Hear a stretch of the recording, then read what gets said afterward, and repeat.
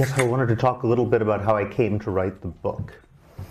It's an odd book in a way because it starts from trying to grapple with kind of a moral and political problem, which is what is this hold that the idea of debt has over people's imaginations, that morality itself comes to be thought of as a matter of paying one's debts. I guess I was first really confronted with it, conceived the notion of writing this book when I was for some reason or another, I was at a garden party at Westminster Abbey. And I won't go into how I got there, but it was a curious experience. The priest, who was a very nice man named Father Graham, was sort of introducing me to everyone there, but he had this very annoying way of doing it. He would sort of bring me up to people and say, "Hello, I'd like you to meet David Graeber. He's an anarchist," which kind of limited conversations possibilities a lot. But after a while, he introduced me to this person who he said I'd have a lot in common with, a activist lawyer, who's involved in a lot of community work and various things like that. So I chatted with her, and she was talking about her activism and asked me about mine. And I was talking about campaigns that I'd been involved in the global justice movement for many years, about the IMF structural adjustment policies and their effects on various parts of the world. I had spent 2 years in Madagascar, and Madagascar had undergone all sorts of IMF structural adjustment over the years with various confusing effects. Some of them were actually kind of ironically quite good, like the state basically sort of pulled up stakes and left large parts of the countryside because they figured they weren't getting any taxes out of the countryside anyway, and people sort of managing their own affairs completely autonomously, and that was cool. But they also did things like withdraw support for mosquito eradication programs. The idea being IMF would set the terms for debt rescheduling and demand various budget cuts. In this case, there was a program that had been put in 50 years before to wipe out malaria in the highlands, which had been very successful. People had all lost their immunity, but they couldn't afford to keep it up anymore when they had to cut the budget. And as a result, I believe 15,000 people died, 10 or 15, depending on the accounts, because the epidemic came back, everyone had lost their immunity. At least 5,000 of those were children. And this had happened right before I came to Madagascar. A lot of people were naturally quite devastated by the experience. And I was telling the story, and she was very sympathetic, and she said, "Well, yes, but what were you, as an activist, what were you proposing to do about this?" And I said, "Well, we were involved in the Drop the Debt campaign, this thing called Jubilee 2000. So the debt of the global south should be forgiven." And her reaction was somewhat shocked and mortified. She was like, "Well, but they borrowed the money, I mean, surely people have to pay their debts." It was something about the way it was just so commonsensical.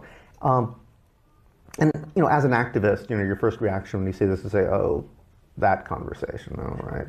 I thought this was a friend. Okay, wait, which one do I do?" There's like 12 different responses you can do. Do I say, well, they didn't really borrow the money, some dictator who put it in a Swiss bank account? Do you say, well, actually they paid the money about 20 times over at this point, just through the miracle of compounded interest, they'll never get out? There's a million different responses. Actually, the response I think I came up with, thought would be most effective in that context, was the economical one, which is, if profits are your reward for taking a risk, well, you're supposed to be taking a risk. So, I mean, the whole point of a financial system is to guide money towards wise investments, and if you have a system like the IMF imposed on most of the world where you're going to get paid back no matter what you do, there's absolutely no incentive to make intelligent loans. But what really struck me was that sort of commonsensical, you have to pay your debts. I thought, well, this is a very nice person. She just heard a story which involved 7,000 dead babies. What other circumstance would she try to justify killing 7,000 babies? Probably not.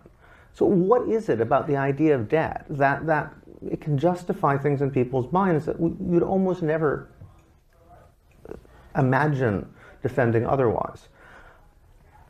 And it set me off, and I started thinking about debt itself. And the history of debt, what is debt? Where does it come from? How long have we been thinking in these terms? How long has it had this moral power? And I quickly, when I started doing initial research, discovered a number of rather surprising things. One of them was that no one has ever written a history of debt, which is kind of shocking because really there aren't that many things that no one's ever written a history of. If you think about it, people have written histories of salt. People have written histories of different types of fish. There's a French historian who wrote a history of shit. It's actually human waste disposal over the years. Pretty much anything you can think of, there's a guy who's written a history of that. How is it that no one's ever written a history of debt? People have written lots of histories of money. But the histories of money almost invariably turn out, when you look at them, to be histories of coinage, which itself is interesting when you consider that most transactions over world history have been credit transactions. And you can find histories of credit, but it's not exactly the same thing. So here's this thing which pervades every aspect of our lives. Modern nations run on deficit financing. Consumer economies run on debt. International relationships are all about debt. Yet, no one's quite sure what it is, and no one's written a history of the phenomena. So I started to work, and one of the first things I found was that most of our sort of basic common sense reigning assumptions about this are completely wrong. The other thing I found out is that this moral ambivalence, which is interesting, that sort of commonsensical, but of course you have to pay your debt, and then the argument, but actually really no, that doesn't make any sense. That conversation has been happening for about 5,000 years itself. Throughout the history of debt, conversations like that keep happening. It seems that there's almost no time and place where you can't find people, on the one hand, treating the payment of debts as simple morality, or even treating simple morality as the paying of debts. But at the same time, then concluding there's something very wrong with this, and they need to imagine some other way to think of it, but it not being clear what that is.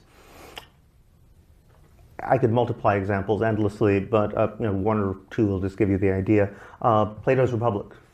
Plato's Republic begins, what is justice? This is the founding work of Western political philosophy, right?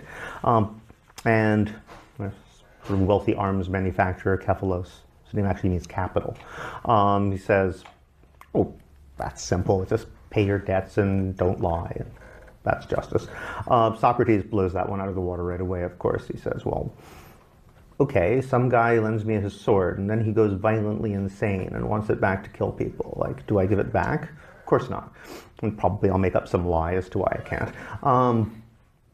So they start with that, and say, all right, not that, something else. Maybe I mean it metaphorically. And the rest of the book is basically the, okay, not that, maybe something else then. But that, it's debt, right? And no, actually it's not. That shows up over and over and over again. In a way, all the world religions start that way too.